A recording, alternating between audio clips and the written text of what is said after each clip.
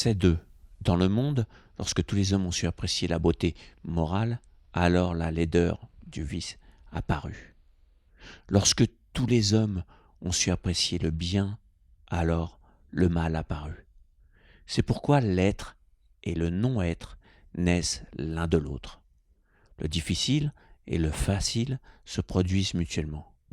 Le long et le court se donnent mutuellement leur forme. Le haut et le bas montrent mutuellement leur inégalité. Les tons et la voix s'accordent mutuellement. L'antériorité et la postériorité sont la conséquence l'une de l'autre. De là vient que le saint homme fait son occupation du non-agir. Il fait consister ses instructions dans le silence. Alors tous les êtres se mettent en mouvement et il ne leur refuse rien. Il les produit et ne se les approprie pas. Il les perfectionne et ne compte pas sur eux. Ses mérites étant accomplis, il ne s'y attache pas. Il ne s'attache pas à ses mérites, c'est pourquoi il ne le quitte point. Avec ce verset, Lao Tzu approfondit un peu plus notre monde de la dualité dont on a parlé dans le premier verset. Cette dualité qui est l'origine de pas mal de souffrances, mais qu'on pourrait accepter si on reconnaissait les différences. Quand vous affirmez que quelqu'un ou quelque chose est petit, c'est obligatoirement pour comparaître à une autre taille ou une moyenne, non? Si vous ne compariez pas, tout ce qui appartient au domaine de la forme ne serait ni petit, ni grand, ni gros, ni maigre, etc. Cela serait ce qui est. Lao Tzu insiste à reconnaître ce fait.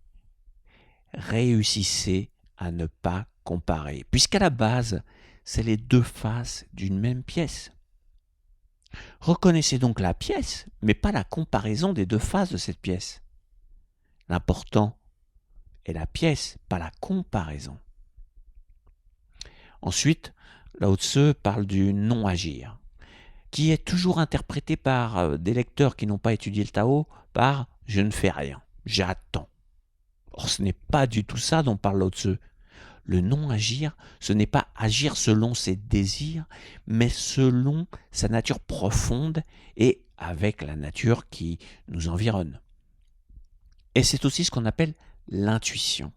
Cette intuition qui permet de se laisser porter par notre guide intérieur, qui nous permet d'agir spontanément, sans aucune explication rationnelle, sans aucun effort. Donc, agir oui, mais méfiez-vous de vos désirs, qui ne correspondent pas forcément à ce que vous devriez être maintenant. Les désirs sont souvent liés à votre environnement. Par exemple, vous regardez une magnifique part de gâteau. Vous achetez ce gâteau, vous le mangez, mais dans ce gâteau, il y avait un ingrédient dont vous êtes allergique et qui vous a rendu malade. Quels que soient les domaines ou les situations, même si ça ne se mange pas, vos désirs et vos passions ne vous rendent pas service. C'est difficile à accepter, mais c'est vrai. Vouloir être sans désir est aussi un désir. Voyez-vous, le paradoxe, la vie est paradoxale, puisque nous vivons dans la dualité. Voilà pourquoi les sages prônent le détachement. Et c'est ce que Lao Tzu explique quand il dit « ses mérites étant accomplis, il ne s'y attache ». C'est-à-dire qu'une fois que vous avez fait ce qu'il fallait, laissez tout ça derrière vous. Si vous voulez faire un marathon, ne pensez pas au résultat, soyez dans le marathon. Une fois que c'est terminé, laissez le résultat derrière, même si vous avez fait une performance exceptionnelle. Ne vous attachez pas à ça. Une parenthèse. N'oubliez pas que le détachement de Lao Tzu est avant l'apparition du bouddhisme, car on pourrait croire qu'une nouvelle fois, il y a inspiration de Bouddha. Ce n'est pas le cas ici. Plus tard, oui, il y a eu inspiration taoïste dans le bouddhisme, et du bouddhisme vers le taoïsme, lorsqu'il a commencé à s'immiscer en Chine.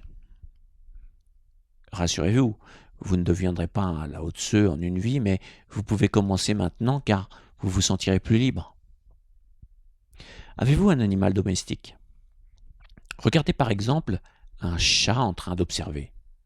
Il peut rester des heures à attendre sans aucune pensée, juste en appréciant l'instant présent et ce qui pourrait se présenter devant lui. Un animal ne juge pas. Il ne vous compare à aucune autre personne. Agir avec le Tao, c'est ça. Quand vous le sentez, vous y allez. C'est le non-agir. Vous y allez quand c'est nécessaire, sans avoir de pensée inutile. S'approcher du Tao, c'est observer la nature comme si on est aussi l'objet observé. Soyez le chat ou le chien que vous observez pour réduire cette dualité. À bientôt, au revoir.